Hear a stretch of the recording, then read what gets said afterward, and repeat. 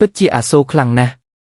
និស្សិតពេទ្យ2នាក់បងប្អូនត្រូវឡានដឹកដីបុកស្លាប់នៅក្រុងកំពង់ចាមគ្រួសារជនរងគ្រោះទូចឲ្យនគរបាលខេត្តកំពង់ចាមតាមចាប់ជនបង្កមកដាក់ទោសឲ្យធ្ងន់ធ្ងរបំផុតនិងសងសំណងឲ្យបានសមរម្យ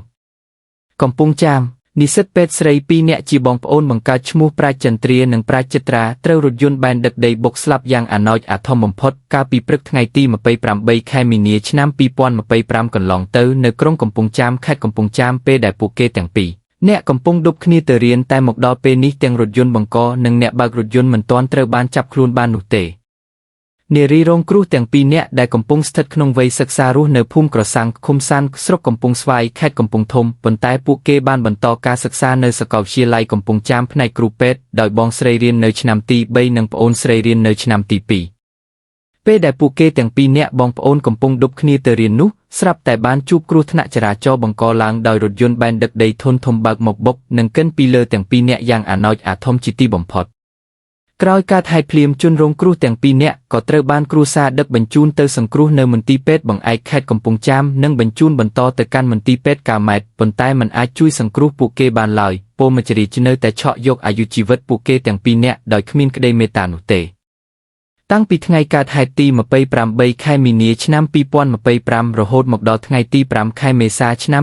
2025មន្ត្រីនគរបាលចរាចរណ៍ក្រុងកំពង់ចាមនិងស្នងការដ្ឋាននគរបាលខេត្តកំពង់ចាមមិនទាន់រកឃើញរថយន្តបង្កនិងអ្នកបើករថយន្តបង្កនៅឡើយទេបើទោះបីជាមន្ត្រីនគរបាលចរទាំងនោះមានភស្តុតាងជាកាមេរ៉ាសុវត្ថិភាពមានសាក្សីបានឃើញផ្ទាល់និងបានឆ្លើយបំភ្លឺក្នុងហេតុការណ៍នោះក៏ដោយបើតាមសាក្សីនិងការឆ្លើយបំភ្លឺនានាបានបង្ហាញថារថយន្តបង្កពាក់ស្លាកលេខស្វ័យរៀង31560បើកបរដោយឈ្មោះញ៉ាចិន្តាភេទប្រុសអាយុ25ឆ្នាំមានទីលំនៅភូមិពាំងព្រះលក្ខឃុំត្រពាំងព្រះស្រុកព្រៃឈរខេត្តកំពង់ចាមជននេះជាអ្នកស៊ីឈ្នួលបើកឡានដឹកដីឲ្យម្ចាស់ឡានឈ្មោះហេងដុល្លាររស់នៅក្នុងខេត្តកំពង់ចាមដែលបានព្យាយាមលាក់រថយន្តរបស់ខ្លួនហើយមកដល់ពេលនេះសមត្ថកិច្ចមិនទាន់រកឃើញរថយន្តបង្កនិងអ្នកបើករថយន្តនោះទេ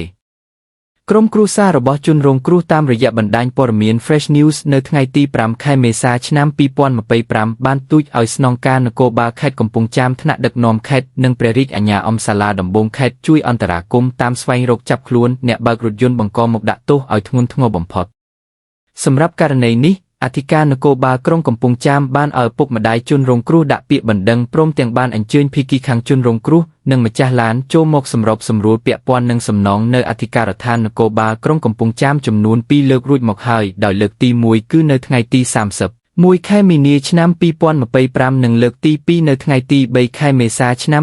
2025ប៉ុន្តែការចរចានេះមិនទទួលបានការឯកភាពគ្នានោះទេដោយខាងភាគីជនបង្កសងសំណងត្រឹម$7,000ដែលមិនអាចទទួលយកបានព្រោះបាត់បង់កូនស្រីទាំងពីរអ្នកដែលរកថ្លៃមិនចេញនោះទេហើយការជិះចាប់នេះបានស្ថិតនៅមួយជីវិតតែម្ដង